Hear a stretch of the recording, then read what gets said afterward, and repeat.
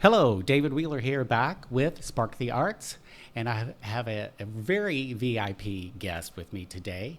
We have Jodie Hardman from Bank of America, and Jodie and Bank of America they're huge supporters of the arts in Orlando. There's so much that they do that I don't know if we have enough time in a 24-hour day to cover them. Thank you for joining us today. So glad to be here and talk about one of my favorite things, the art community.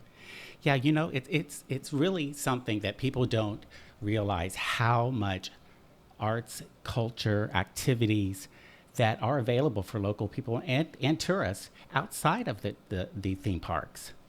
Well, yes, absolutely. I mean, when we think about our performing arts, our visual arts, there's so many places that you can go in Central Florida. Our art museums, our science centers, and we're just glad to be a part of it where we can fund some of those organizations and we can be operating support providers to some of those groups. It really helps keep them alive and thriving, but also making great programming available to our residents and our visitors.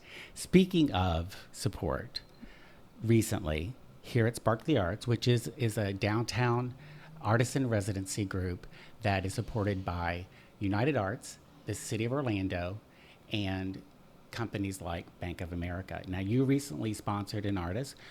We've had, his name is Damon DeWitt. And if you check our videos, you can see a complete interview with Damon explaining all that he's done and even talking about the sponsorship support that he's received from Bank of America. So tell us how you got involved with supporting this particular artist through Spark the Arts. Sure. Well, let me even back up just a couple of steps. Sure. Because Bank of America is an investor in arts in Central Florida and really making it available, accessible, and creating awareness for our arts community.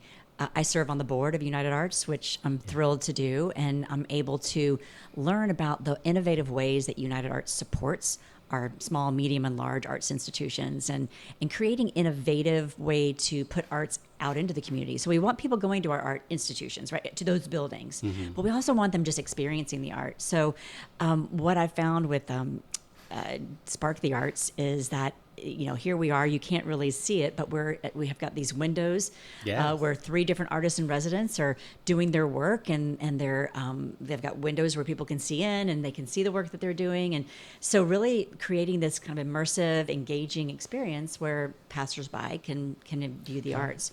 So it's just innovative, and I think United Arts in particular works on innovative ways to get music out into the community, get arts out into the community, and we want to help support that. And speaking of that, just to be specific, you actually support it in a very, very important way when you talk about people having access and availability to actually attending an exhibit opening or a performance or something like that. You have a very unique program at Bank of America. Right. We have a couple of different ways that we work with our local arts organizations as well as those across the country. So one of them is called Museums on Us. And it's just that. On our dime, we want you to experience a museum for free. So if you're a Bank of America card holder and you go to any one of actually over 200 arts organizations across the country, but here in Central Florida, it's the Orlando Museum of Art, the History Center, the Manila Museum of American Art, as well as the Orlando Science Center. You present your card on the first full weekend of every month and you get in free. That's and amazing. we just wanted to create more access, more opportunity, right? So that is a program that's been going on, over 20 years now. And it's a great way to get new visitors, returning visitors to experience the arts. And we also have one of the largest corporate art collections in the world.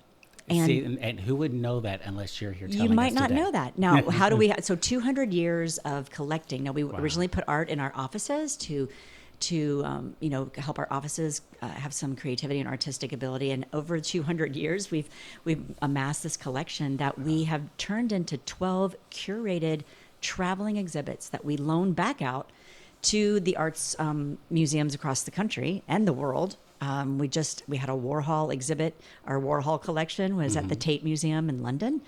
That was actually over COVID. We've got photography collections. We've got fine art collections. The Wyeths, Matisse. There's quite a few different, well-known artists.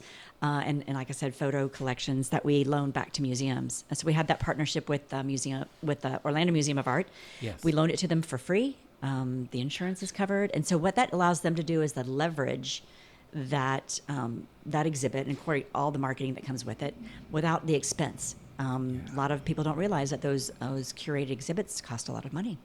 Yes. So we're thrilled to be able to loan back our exhibits, and that's another innovative way for us to support the arts by being part of it, lending part of our own collection, and then of course just really trying to lean into supporting the arts. We are a proud founding donor to the Dr. Phillips Center for the Performing Arts, and thrilled that is just now an iconic institution and building and experience all on itself. So we love the innovation, we love the creativity, and when Spark the Arts became an option for us to support and invest in, we were all for it. It's right here in the bottom of our building, 300 South Orange. And we're looking out of the Bank of America building. Yep, we are at the Grand Bohemian. I like to consider this building right on the corner of Main Street. We've got City Hall, the Grand Bow, our Bank of America building, and then the Dr. Phillips Center for the Performing Arts. So it's been wonderful to see that the artists in residence, including Damon, and I know we're not showing his artwork here, but he has such again, another innovative way of showing historical figures and pop culture figures and using his kind of creative, dynamic view and really mixing up those images that make it really, interesting to look at, really thoughtful, and makes you curious about his approach. So partnerships are critical when we talk about supporting the arts and how that actually happens. And I think that's taken for granted many times, just because we enjoy it so much. We just really don't drill down on how this all happens. Mm-hmm. And Bank of America, and also companies like Highwoods, who has a huge footprint of real estate in downtown Orlando, which people don't really know. I believe there's like 7 buildings downtown. And for the past year, they have provided the artists in residence here in this prime location in the Bank of America building. Mm-hmm. And it's an amazing thing. So we've completed a cycle. And you guys, if you look at your broad reach when it comes to providing access, and then you look at the individual impact that has, and the overall impact that you have, but then we drill down to the actual artist impact, where you've provided the resources for this particular artist to thrive within this residency program. How did you become involved with that? As far as how did that work? If you can give us a little bit of background on that. Sure. Well, supporting Spark the Arts actually allowed us to choose an artist that we wanted to support. So our investment actually provided this space to the artist and to Damon in particular for free. So it was a very low cost, right? So studio space is at a premium. I mean, it's hard to find, and for especially with artists who have really large scale artwork like Damon does. So it was a partnership that, as part of United Arts, I got tuned in to Spark the Arts, and specifically how to support and kind of sponsor, if you will, and Damon's work, and we're actually going to leverage him with our employees. So we're going to bring him into office and have him do an art experience, kind of a hands-on art experience with our teammates. Bankers aren't known for their artsy abilities, but it does make you think in different ways and be more creative when you can kind of experience that hands-on. So Damon's going to come back and help us do a little art experience with our team. And just so you know, if you're interested, when we mentioned Damon, it's Damon DeWitt, and you can Google his name and find out all about him in great detail. Also, you can always contact United Arts if you have any questions about the residency program and how that cycles through and everything. When you look at, we've gone in through a few different ways of approaching how Bank of America supports, but you obviously have a mission, and you're responsible in large part, as far as I can see, my eyes can see, that whole movement, that initiative for Bank of America. Can you give us a little bit of detail about how that works, how that came about, what your day-to-day as far as what that's about? Right. So part of my role with Bank of America is to help manage our charitable giving and investments back to the community, making sure that we're delivering. We like to say we deliver for our clients, we deliver for our communities, and we deliver for our employees. And our mission is simple. We want to make financial lives better through the power of every connection. And so those connections could be with us as a bank. It could be us in the community. It could be connecting with the art that we help underwrite and support.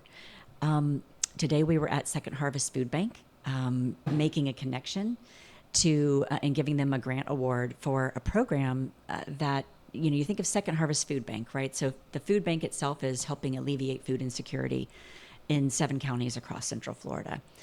They also have this extraordinary culinary training program that in its years of since inception has trained and employed 500 students, adult learners, and that want to continue their career or expand their career or grow their career or start their career in the culinary arts.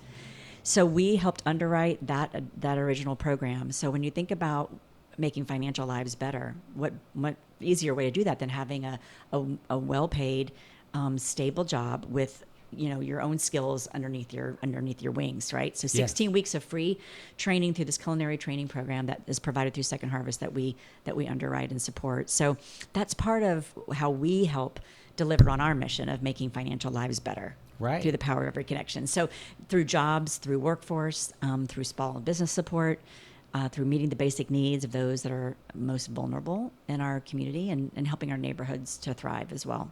And you just mentioned again how broad, when you think of Orlando and the creative base that we have here, the culinary arts is huge as well. I mean, you just brought in another section of the arts community, and you're supporting that too. Right. Well, in the arts community, this is, when you think about one of the biggest employers in our market, it's the arts.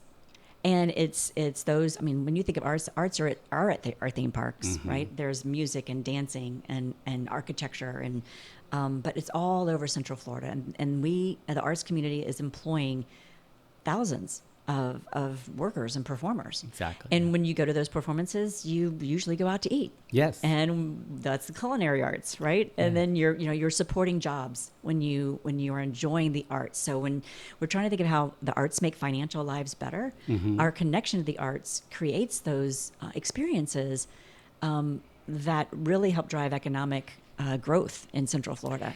Well, that investment, it's not just that you're great people. It's truly an investment in Central Florida, but also it's an investment for the bank. It's a good investment. And, the large number of people that you do employ has big impact. And, recently I want to brag about the board of directors and the team at United Arts. I mean, over $9 million in the collaborative campaign that is an annual campaign that we all pulled together to raise funds to support the organization and the partner organizations. So congratulations. And it shows again that the investment in the arts is strong here. We do support one another, and in good times and bad, we'll get through anything because it is that important. It really is that important to Central Florida. Thank you to Damon, by the way. Google Damon. I want to make sure that everybody knows how to get him. And I also want to put up your lower third that shows us how to get in touch or learn more about Bank of America. Sure. And of course, you can go to bankofamerica.com, and you can also just go out onto the internet and search museums on us. So if you'd like to figure out how to get to any museum, I mean, from New York City to San Diego to Texas, all across the country, the first full weekend of every month, just show your Bank of America card and you get in free to the arts and culture organizations that are on our museums, on us partners that are partners with us, and that's internationally as well. Do me a favor, repeat the keyword, because I know I'm going to have to get on and search. It's arts for what's the search for the museums on us. Museums on us. Museums on us, folks. Thank you again for joining us today, ladies and gentlemen. I had with me Jodie Hardman from Bank of America. We're so grateful for you and your team and what you do for Central Florida and the arts. And we thank you for joining us today. We'll be back with more. Again, I'm David Wheeler. I'm the CEO of the Global Peace Film Festival, Global Peace 360. Google us if you want to learn more. It's Global Peace 360, Global Peace Film Festival. Thanks for joining us and have a great day. Thank you, Jodie, for joining us. Thank you, David.